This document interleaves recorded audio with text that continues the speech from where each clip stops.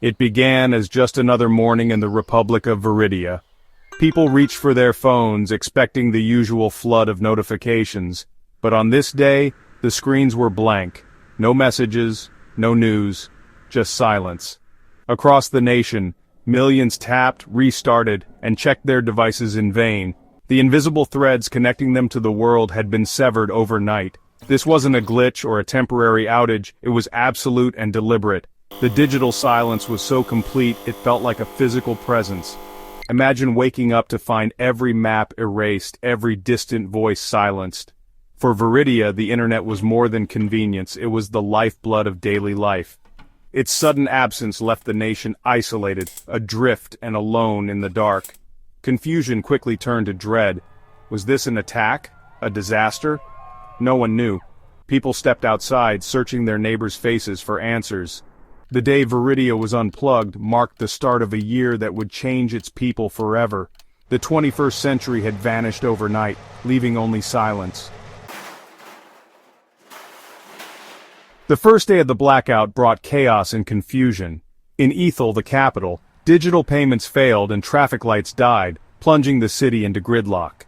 The digital scaffolding of society had crumbled, exposing a fragile analog core. Government broadcasts offered only vague reassurances about national security.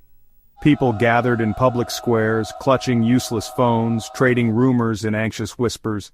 Families felt the loss most deeply. A mother in a village, a husband abroad, all suddenly unreachable. The small connections that made the world feel close were gone. As night fell, the usual glow of screens was absent, making the city seem dim and desolate. Without online distractions, people faced the stark reality of their isolation. The silence was now a heavy, suffocating presence. Day zero marked the moment Viridia was severed from the world, and its people began to grasp the true scale of their loss. 2 days after the blackout, President Valerius addressed the nation. He called the shutdown a necessary act to protect Viridia from foreign interference and internal dissent. Recent anti-corruption protests organized online had shaken the regime. The internet, Valerius claimed, was a weapon against national stability. The Iron Proclamation framed the blackout as patriotic, a digital detox to restore order. In truth, it was a move to silence dissent and seize control of the national narrative. The regime feared the power of a connected populace more than any foreign threat.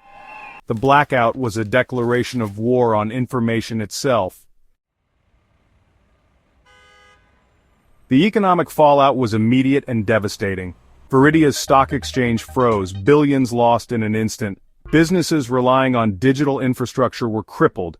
Orders, logistics, and communication all ground to a halt.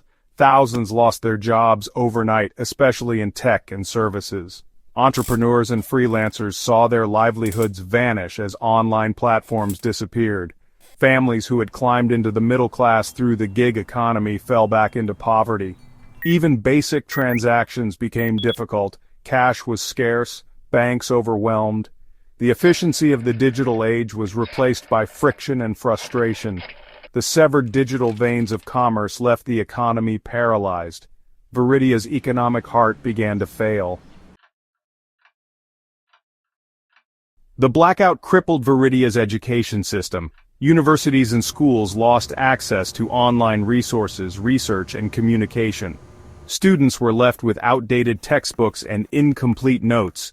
Computer labs sat dark, students unable to finish projects or access vital information.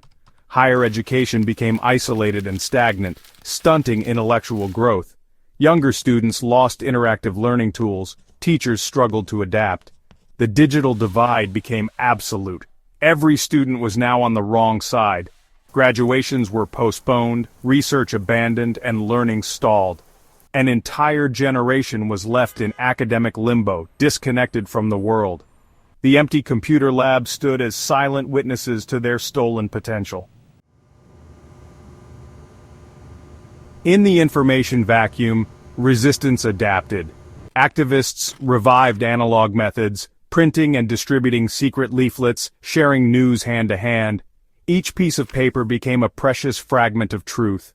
Shortwave radios, once obsolete, brought crackling voices from abroad, breaking the government's wall of silence. Owning a radio was risky, but it was a vital link to the outside world. Smuggling information became an underground trade, USB drives hidden in luggage, data passed by trusted couriers. The sneakernet was slow and dangerous, but it kept hope alive. The government could shut down networks, but not the human drive to connect. Analog resistance proved that truth finds a way, even in darkness. The spirit of dissent survived offline. The world reacted with outrage and condemnation. Human rights groups sounded the alarm, documenting repression and urging action. Governments protested, sanctions were proposed, and speeches made at the UN. Viridia's regime dismissed criticism, claiming national sovereignty. Tech companies explored workarounds, but the government threatened retaliation. The blackout persisted, immune to global pressure. The world watched, powerless to reconnect Viridia. The crisis revealed the limits of international influence. For Viridians, knowing the world was watching brought little comfort. The blackout inflicted deep psychological wounds. Social and informational ties were severed, breeding anxiety and depression. Without digital connection, loneliness and distrust spread. Rumors flourished, neighbors eyed each other with suspicion. Young people, digital natives, felt their identities erased. Hopelessness and apathy became widespread.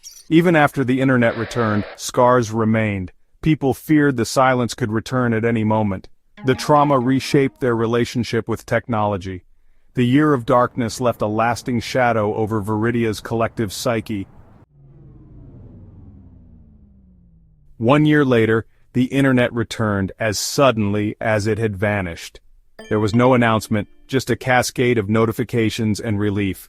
People rushed to reconnect, catching up on a year's worth of lost news and messages. Families wept on video calls, businesses scrambled to recover, but the damage was done. Jobs lost, education stalled, trust broken. The new internet was heavily monitored, with many sites still blocked. Draconian laws criminalized dissent online. The internet was back, but it was a cage, not a commons. The return marked a new, more complicated chapter. Viridians were now painfully aware of the fragility of their connection. The government's power over information was undeniable. The flicker of digital light revealed a broken landscape. The year of silence was over, but its echo lingered. The lesson, what was lost could be lost again. Viridia's lost year is a warning for our connected world. The infrastructure that empowers us can also imprison us. Online freedom is not guaranteed, it's a political struggle. Governments everywhere are learning from Viridia, passing laws to control digital life. The fight for a free internet is inseparable from the fight for democracy. When a government controls what its citizens see and say, it shapes reality itself. We must defend digital rights, build resilient systems, and remain vigilant. Once the internet is lost, the silence that follows can be devastatingly long.